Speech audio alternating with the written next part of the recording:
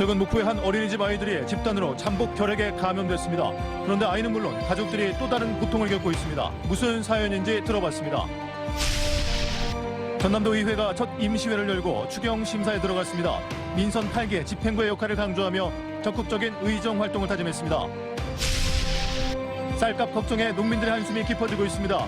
하락분만 보면 45년 만에 쌀값이 가장 크게 떨어졌습니다. 대통령실과 국민의힘은 적법한 채용 절차를 거쳤다고 하지만 주기환 전 광주시장 후보 아들의 대통령실 채용 논란이 커지고 있습니다. 여러분 안녕하십니까? 목포 MBC 뉴스데스크입니다. 얼마 전 목포의 한 어린이집 아이들이 집단으로 잠복 결핵에 감염됐었는데요. 의도치 않게 잠복 결핵에 걸린 2살 배기 아이 가족들이 또 다른 고통을 겪고 있습니다. 무슨 사정인지 박종호 기자가 취재했습니다. 26개월 된 어린이가 지난달 결핵에 감염된 종사원이 있었던 어린이집에서 생활하다 잠복 결핵 판정을 받았습니다. 이후 가족이 목포의 인근 다른 도시로 이사하게 되면서 어린이집도 옮기게 됐습니다. 그런데 문제가 생겼습니다. 잠복 결핵에 감염됐다는 이유로 선뜻 받아주는 어린이집을 찾기 어려워졌기 때문입니다. 어린이집을 선택해서 가는 것이 아니라 이제 어린이집에서 우리 아이를 선택을 해줘야만 가는구나. 이 현실이 조금 너무 막막했고. 사립 어린이집은 물론이거니와 국공립 어린이집 문도 두드렸지만 거절당했습니다. 만 2세 반에 빈자리가 있는 사실을 확인하고 어린이집 가방과 원복 등을 받은 뒤 등원이 예정돼 있었지만 결국 등원할 수 없었습니다. 아이가 9개월 동안 약을 지금 먹고 있는 중이래요. 네. 그러면 끝나고 나서 약 먹고 나서 저기 다시 그때 오시면 안 될까요? 그렇게. 보건복지부 보육사업 안내 지침에 따르면 감염병 우려가 있는 영유아는 등원 중단과 어린이집에서 격리 조치하도록 돼 있습니다. 하지만 잠복 결핵은 활동성 결핵이 아니어서 신고의 대상도 아니고 당연히 격리 대상도 아닙니다. 등원 제한 등 불이익을 주면 안 된다고도 돼 있습니다. 지금 그 아이가 잠복 결핵에 감염되었다는 내용만으로 해서 어린이집이 따로 그런 입소 거부를 할 수 있는 상황은 아니시거든요, 지금. 자신의 의지와 상관없이 어른들로 인해 잠복 결핵에 감염된 2살 배기 어린이는 결국 집 앞 어린이집을 두고도 차로 40분 떨어진 어린이집을 다녀야 할 처지가 됐습니다. MBC 뉴스 박종호입니다. 전남도 의회가 첫 임시회를 열었습니다. 새 정부의 호남 출신 차관이 단 한 명도 없어 예산 확보에 어려움이 예상되는 만큼 민선 8개 집행부의 역할을 강조했습니다. 김진선 기자입니다. 원구성을 마친 뒤 처음으로 개최된 전남도의회 임시회. 도정과 교육행정 시정연설을 시작으로 본격적인 회기 돌입을 알렸습니다. 전라남도는 첫 추경을 합해 10조 9,390억 원 규모의 예산안을 제출했습니다.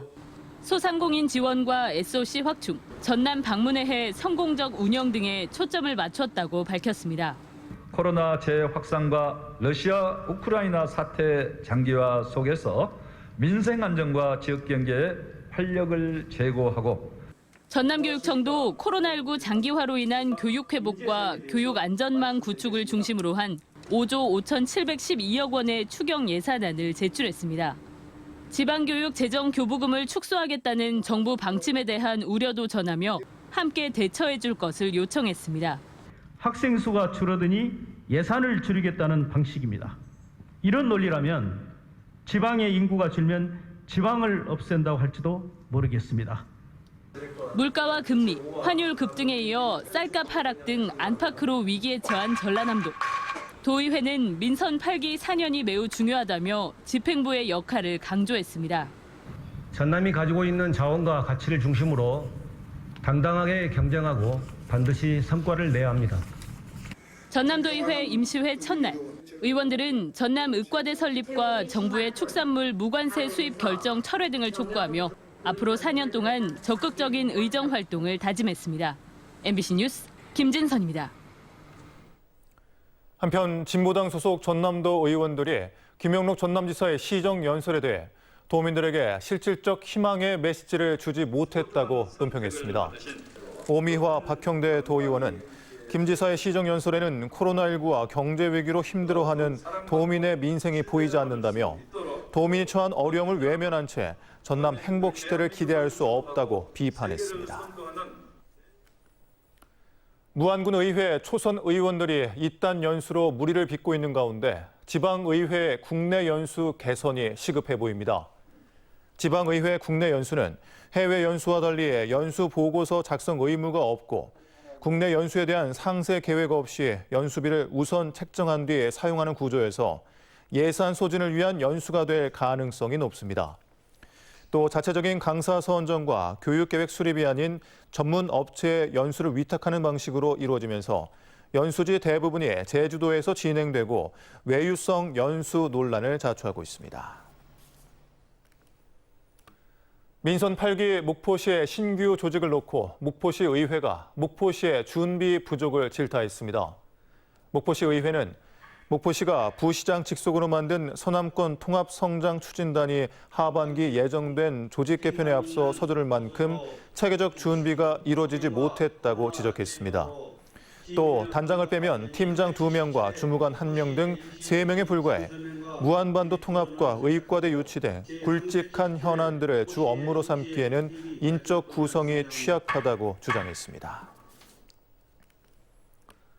더불어민주당 당권 주자인 박용진 국회의원이 전남을 찾아 확 달라진 민주당을 만들겠다며 지지를 호소했습니다. 박용진 의원은 호남 기득권에 안주하는 낡은 민주당이 아니라 호남 신당 민주당을 창당한다는 각오로 변화를 이루겠다며 대통령의 무능과 독선에 맞서고 민생과 안보를 지키는 매력적인 수권 정당으로 바꿔내겠다고 강조했습니다. 대통령실 직원 사적 채용 논란이 불거진 상황에서 국민의힘 소속 주기환 전 광주시장 후보의 아들까지 대통령실의 근무적인 사실이 확인되면서 민주당이 비판의 수위를 더 높이고 있습니다. 국민의힘은 적법한 채용 절차를 거쳤다며 논란 확산을 차단하고 나섰지만 국민의 눈높이를 의식하지 않는 항변이라는 지적이 나오고 있습니다. 우종훈 기자입니다.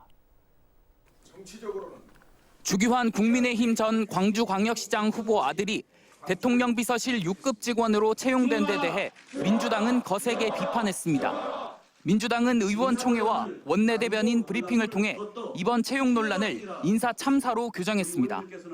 기준과 원칙도 없는 사적 채용에 아주 정실 인사로 가득 차 있는 것 같습니다. 정말 이 대통령실이 정말 썩은 내가 진동한다 이런 이야기가 돌 정도로.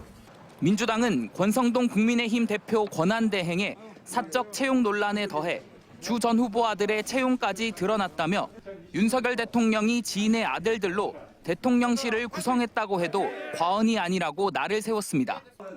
더 나아가 국회 원구성을 빠르게 마무리 짓고 상임위원회를 통해 사적 채용 의혹을 철저히 조사하기로 했습니다. 국민을 우습게 여기고 대통령실을 사기업만도 못한 취업 청탁 공동체로 만든 데 대해서 반드시 책임을 물어야 합니다. 광주가 지역구인 송갑석 민주당 의원도 지인의 자식, 친인척이 득실거리는 대통령실이 과연 국정을 위해 무슨 일을 할 수 있을지 의문이라고 비판했습니다. 주기환 전 후보의 아들 채용과 관련해 대통령실은 논란 확산을 차단하는 데 주력했습니다. 강인선 대통령실 대변인은 브리핑을 통해 주기환 전 후보의 아들은 정권 교체에 공헌한 핵심 인재라며 대선 캠프 때부터 자질과 능력을 인정받았고 묵묵히 일한 실무자에게 정당한 기회를 주는 게 공정이라고 반박했습니다. 그런 실무자들이 대통령실에서 일하는 것을 사적 채용이라고 하는, 사실 이전에는 전혀 들어본 적이 없는 그런 틀로 호도를 하는 거는 사실 대선 승리를 위해 헌신한 청년에 대한 역차별이라고 생각을 합니다. 대통령실과 집권 여당의 해명에도 불구하고 사적 채용 논란의 당사자가 윤석열 대통령의 지인 자녀라는 점에서 대다수 청년들의 눈높이에 맞는 것인지 이를 둘러싼 논란은 쉽게 사그러들지 않을 전망입니다. MBC 뉴스 우종훈입니다. 모든 물가가 치솟고 있는 상황에서도 유독 가격이 떨어지는 품목이 있습니다. 바로 쌀입니다. 쌀값 하락폭이 45년 만에 최대치를 기록 중이어서 특단의 대책 마련이 절실합니다. 양현승 기자입니다. 가격표만 붙어 있다면 다 오르고 있습니다. 6월 기준 돼지고기는 18%, 수입 쇠고기 27%, 경유 50%, 전기요금 11%, 보험료 14%가 올랐습니다. 다 오르는데 유독 가격이 떨어지는 품목이 있습니다. 쌀입니다. 지난 5일 기준 쌀 가격은 20kg 기준 44,000원 선, 55,900원가량이었던 지난해 6월 이후 20%가 떨어졌습니다. 햅쌀이 나와 공급량이 급증하는 수확기보다 오히려 가격이 더 떨어지는 폭이 쌀값을 집계한 최근 45년 동안 최대 규모입니다. 벼값 빼고는 모든 비료값, 기름값, 농기계값, 인건비 모두 상승했으나 쌀값만 지금 하락하고 있습니다. 당장 다음 달 조생종을 시작으로 올해 농사 가을 거지가 이루어질 텐데 쌀값 하락세를 막을 방법은 마땅치 않습니다. 농민들은 정부의 근본적인 대책 마련을 촉구하고 있습니다. 식량 자급률을 뒷받침하는 주 식량인 쌀은 6개월치 비상식량으로 180만 톤을 정부가 항상 비축해야 하고 비상식량 매입 의무도 법에 담으라고 요구합니다. 국가 비상식량 매입 의무를 양곡관리법에 명시하라. 명시하라, 명시하라, 명시하라. 의무 수입된 쌀은 정부가 양과 가격을 통제하면서 국내산 쌀 생산량과 가격은 철저하게 시장에 맡기는 이중적인 태도도 농민들의 반발을 사고 있습니다. 농도인 전라남도가 농민과 농업기관과 함께 당장 쌀값을 점검할 공동기구를 만들고 상황 관리에 나서야 한다는 요구도 나옵니다. 전남도가 건의하는 데 멈추지 말고 적극적인 행정을 통해서 특히나 농협 생산자단체, 농민단체들하고 공동으로 머리를 맞대서 대응을 해야 될 상황입니다. 국회 상임위원회 구성이 지연되면서 쌀 가격 문제를 놓고 정부에 큰 소리 칠 수 있는 주체가 없는 것도 농민들을 답답하게 하고 있습니다. MBC 뉴스 양현승입니다. 광주와 전남에서 코로나19 일일 확진자 수가 2달 만에 3,000명을 넘어섰습니다. 어제 광주에서는 1,368명, 전남에서는 1,658명 등 광주 전남에서 3,026명의 코로나19 신규 확진자가 발생했습니다. 이는 2달 만에 최다 수치고 전남은 547명이었던 하루 전과 비교했을 때 확진자 수가 3배 이상 늘었습니다. 목포 기독병원이 착한 일터로 전남 사회복지 공동모금회에 가입하며 나눔에 동참했습니다. 목포 기독병원 직원 30여 명은 정기 기부 약정을 통해 어려운 이웃을 위한 따뜻한 나눔에 동참했으며 목포 기독병원은 2022년 목포시 의료기관에서 1호로 가입해 나눔의 의미를 더했습니다. 전남 사랑의 열매 정기 기부 프로그램인 착한 일터는 5명 이상 기관 단체 누구나 참여가 가능합니다. 비가 그친 광주 전남에 다시 찜통 더위가 시작됐습니다. 오늘 전남 일부 지역에 폭염주의보가 발효된 가운데 30도를 웃도는 무더위가 이어졌습니다. 오늘 밤에는 최저 기온이 25도를 웃도는 열대야 현상이 나타나는 곳도 있겠습니다. 기상청은 이번 무더위가 이틀 동안 이어지고 오는 21일에는 비가 올 것으로 예보했습니다. 오늘 오전 11시 30분쯤 해남군 흑석산 자연휴양림에서 60에서 80대 산악동호인 31명의 말벌떼에 쏘였는데 다행히 생명에는 지장이 없는 것으로 알려졌습니다. 소방당국은 이들이 점심 식사를 하려다 벌집에 있는 나무를 건드린 것으로 보고 있습니다. 소방당국은 2차 피해를 우려해 벌집을 제거하고 정확한 사고 원인을 조사하고 있습니다. 오늘 오전 7시 10분쯤 영암군 군서면의 한 농로를 지나던 5톤급 소방 펌프차가 토사물에 미끄러져 인근 논두렁에 빠졌지만 다행히 인명피해는 발생하지 않았습니다. 사고 난 소방 펌프차는 폭우로 농경지에 나무가 쓰러져 있다는 신고를 받고 출동해 안전조치를 마치고 돌아가는 길에 사고가 난 것으로 알려졌습니다. 전라남도가 여순사건 희생자 유족 신고에 대한 첫 심사를 통해 163건을 여순사건 실무위원회에 상정하기로 했습니다. 심사 대상은 그동안 전남도와 시군에서 접수한 희생자 유족 신고 2,200여 건 가운데 첫 심사임을 감안해 희생자 유족으로 인정받을 가능성이 높은 건으로 이루어졌습니다. 전남자치경찰위원회는 한전 KPS, 한전 KDN과 함께 사회적 약자 지원 보호를 위한 지역사회 안전망 구축 업무 협약을 체결했습니다.